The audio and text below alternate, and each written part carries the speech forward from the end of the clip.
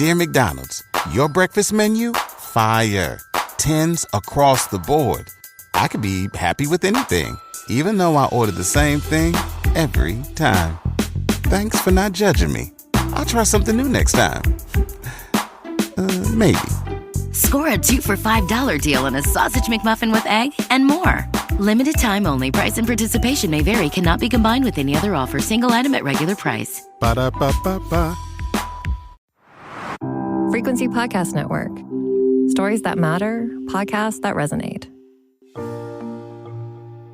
Coming up next week on May 22nd, U.S. President Donald Trump will be hosting a VIP event at his private golf club in Washington, D.C. Now, those in attendance will have effectively bought themselves access.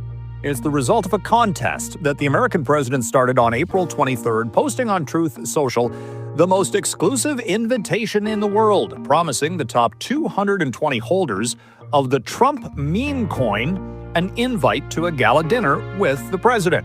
The top 25 would also enjoy an ultra-exclusive private VIP reception and a special VIP tour.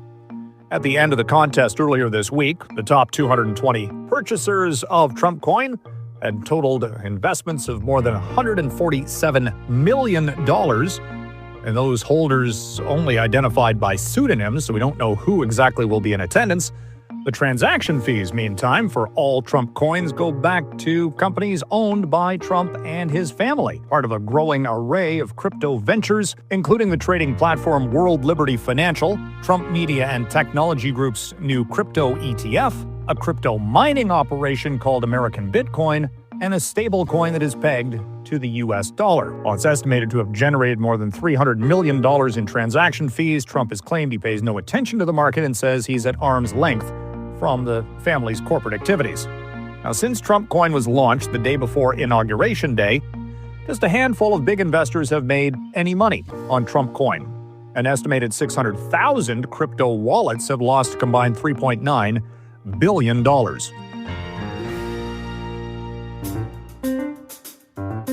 I'm Mike Eppel, and today on the Big Story Podcast, we're looking at how all of this turned into pay-for-play access to the White House, the lack of regulation for meme coins, and how it is causing issues for those trying to build cryptocurrencies as a legitimate financial instrument. To talk about this, I'm joined by Erica Pimental, Assistant Professor, Smith School of Business at Queen's University. Erica Pimental, thank you very much for joining us. Thanks for having me. Launch of the Trump meme coin, Erica, a day before the inauguration day, raised eyebrows at the time, but it seems to have led to some other tentacle effects, I suppose you could say, with the U.S. president now offering a VIP reception later this month for the top 25 holders of Trump coin. The initial stats on this thing indicate that a very small group of investors have made money, while a vast majority of buyers of the Trump coin have lost money, whereas it's fewer than 100 that have actually made any money on it. What do you think this, though, does to the overall crypto space from a legitimacy standpoint if we're seeing things like this used for, potentially access to the U.S. president and other things that, might raise eyebrows and take away from the legitimacy of things like Bitcoin or Ethereum or some of the others? So, Mike, I think the crypto space already suffers from its own legitimacy problems, and it hasn't done very much to remedy this reputation, right? Bitcoin became popular or became known through its use for payments on Silk Road, which is an online dark web marketplace where you could buy anything or anyone. It was a very dirty and dark place. And so that's how Bitcoin became part of the cultural consciousness. Now, as it's reached billions of dollars of market capitalization, we have folks that are still behaving as if crypto is the Wild West. Until crypto can change that perspective, it's not going to get the type of investment that's going to allow the space to grow and become a credible form of alternative investment. There's all types of alternative investments out there that are that regular people can invest in. So like last year, for example, there was a Bitcoin ETF that was approved, an exchange traded fund. You can hold it in your RSP. This is still available. They exist in Canada, they exist in the US. Now, why would someone want to get involved in that product if all of a sudden everything they read about crypto is negative, is sort of illicit? It takes away from these legitimizing efforts. So if we come back to your question about the Trump dinner, I mean, this has problems for the crypto industry, but it also says bigger things about government involvement in this sort of pay-to-play model that we're seeing in the White House. I'm not trying to get political here, but I think it's really dangerous if you can buy a particular product and then be able to have dinner with the president. Now, the way Trump and his, I don't know if you want to say entourage are making money with this meme coin is not only through the increase in value by getting people excited about the meme coin so the value goes up and then they can make money on speculating. They also make money because they receive a transaction fee every time someone transacts with this meme coin. So every time you buy or sell. So if you create interest, increasing in volume of transactions of this meme coin, that's another way that someone in Trump's entourage and Trump world is making money every single time. Now, if that's not pay to play, I don't know what is. Well, that's the Trump family literally has a cryptocurrency trading platform, do they not? Yeah. So what kind of makes me nervous is not just the obvious way that you can buy access to a president, but beyond that, the way that this is impacting market regulation in the United States. So the SEC, for example, used to be very anti-crypto, like very, very, we want to make sure investor protection, so on and so forth. Now the SEC has a chairman that is much more pro-crypto, and we see things coming out that's saying like meme coins are not securities, so we're not going to regulate them. Well, and then Trump launches this meme coin. Then you look at the executive order that came out earlier this year saying that, oh, we're not going to allow for central bank-backed digital currencies.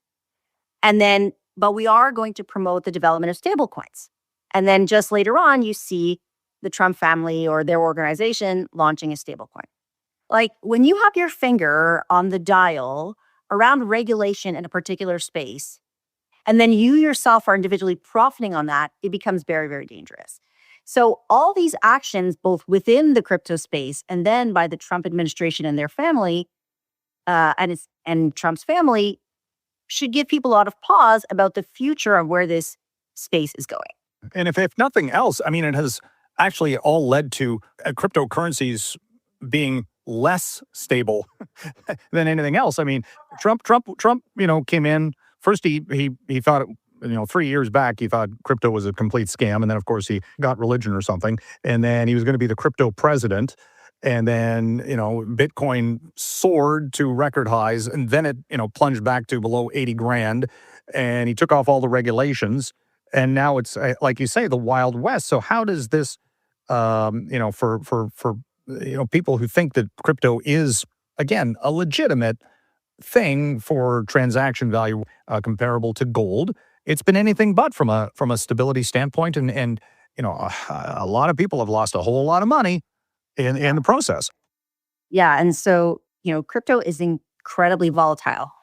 What I think is interesting about Trump is he's just following where he thinks there's a buck to be made. And you were very right in saying he used to be anti-crypto, and then you see him at the Bitcoin conference, and you can tell there's really like no strategy here. It's very based on the president's whims. Like the strategic crypto fund was announced on Truth Social, and it said, we're going to hold all following cryptocurrencies, Ripple, Cardano. And then we see a tweet that comes out a couple hours later. Oh, by the way, I meant to add Bitcoin. Like, if you're really in the crypto space, you'll always think of Bitcoin and Ether first as, the biggest ones, the most secure ones.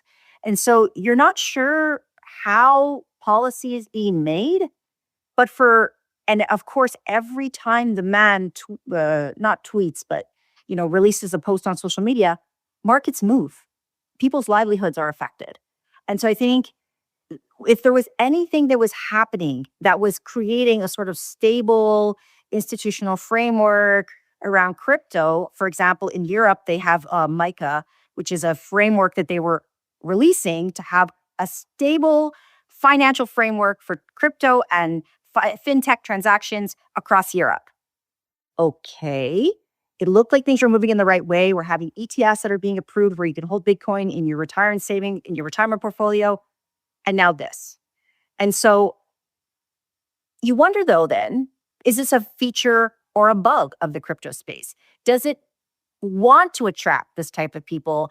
And I think if you ask like real crypto believers, Bitcoin maximalists, they'll tell you crypto is meant to exist outside the financial order. So anything that comes to impose an institutional or regulatory framework is not what this was intended to be. And so they actually invite this kind of behavior. Ironically, though, we have several mainline investment firms now offering exchange-traded funds that track Bitcoin or Ether or what have you that are really for mainline investors. You can put it in your RRSP. So you've got two kind of opposing forces there, don't you? Right, absolutely. And so the question is, what does the crypto space like want to be? Right? Like, does it want to be this sort of sideline alternative finance regulatory vacuum, which is, if you read like some of the writings of Satoshi Nakamoto from when Bitcoin was first proposed, sounded very right-wing, libertarian, anti-government? Or is that just kind of like an entryway that people are using as a veneer to say, oh yeah, I'm anti-government, I'm pro-consumer, I want to reduce transaction fees, I want to make banking available to everyone. And then it just enables grift. Really, like that's what I'm seeing. For me, I see a lot of the stuff that we're seeing come out of Trump and his entourage. It's just grift, taking advantage of a space that's poorly understood, but say, hey, this is a money-making opportunity. This is the man who at one point was selling bottled water, selling steaks. Like, I don't think he became a water specialist or a steak specialist. I think for Trump, this is just another space to put his name on because you think there's a buck to be made. But I think folks who are serious about the power of blockchain, about the power of crypto to make transactions faster, cheaper, better, and more accessible should be scratching their heads and saying, look, we have an interest in making this a bit more palatable to mainstream investors so we can get more people, have a greater economies of scale, greater transaction power, because the more people you have on a blockchain, the more powerful that network becomes. And that's where I saw things were going. And now when anyone asks me, what should I do? I tell them, wait. I tell them there's just too much going on, too much uncertainty, too much volatility. You know, if the tariffs are any proof, the tariffs, one day we have tariffs, the next day we don't have tariffs, and the third day the tariffs are 150%, the fourth day they're around 10%. How can you then say we have a credible policy, a credible path about where we're going with crypto, especially if it's already inherently so much more volatile? This week alone, we've seen, the flooding the field, so to speak, with announcements, whether it is this, private dinner with the president if you buy his Trump coin. You've got Qatar offering a jet to Trump, 747 for Air Force One. All these things going on, and critics yell about it, but there doesn't seem to be much coming from that criticism of tangible action.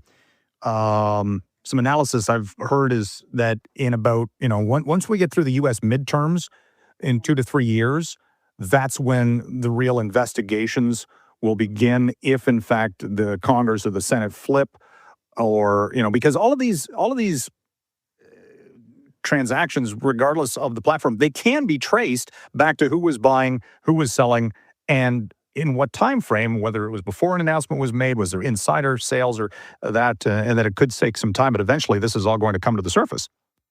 Well, we hope so. The thing with crypto is it's pseudo-anonymous.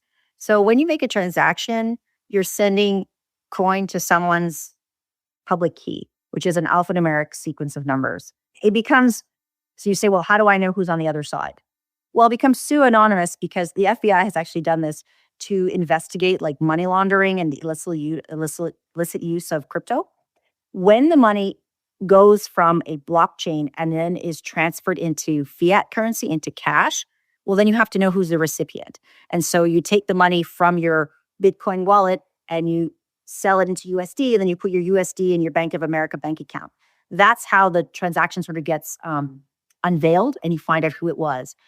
I think there's always been some allegations of, nefarious behavior or murky transactions. How much do people in the inside of the Trump world know? I mean, at one point, the president was boasting, "Oh yeah, hey, my friends are making money. My friends are making money." Like, it's not like he's afraid of it. In fact, I think he's almost proud of it. So I really do hope that some investigations happen later. But, we're not having conversation about Canada. This is in Canada, we're not seeing this type of grift, I don't think. At least it's certainly not public.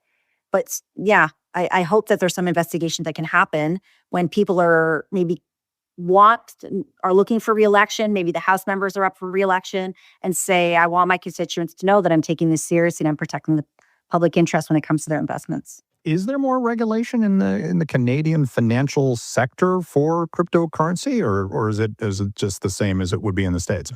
It's really different here. So we have provincial securities regulators. And in my experience and like the research that I've been able to do, the access I've had to regulators, the Canadian regulators are really on top of this stuff. But from taking the perspective of investor protection, I mean, we've had some activities in Canada that have been very forward-looking. So different provinces have what they call regulatory sandboxes to look at projects in the fintech space that may not meet all the criteria of your traditional stock offering, for example. So you want to launch a crypto coin, but you don't have the sophistication, you don't have the lawyers to do that. So you can meet with the regulator and say, look, I have this project. And the regulators really want to get in on the ground floor. So they'll help companies get all the regulation right and sometimes give them derogation. I think that's a French word, but they don't have to satisfy certain requirements if it's not necessary or the cost benefit isn't there. And so my experience with the regulators here is that from, 5-6 years ago, they were trying to understand, they were trying to make sure that they knew what was coming up. There's a lot of interprovincial collaboration.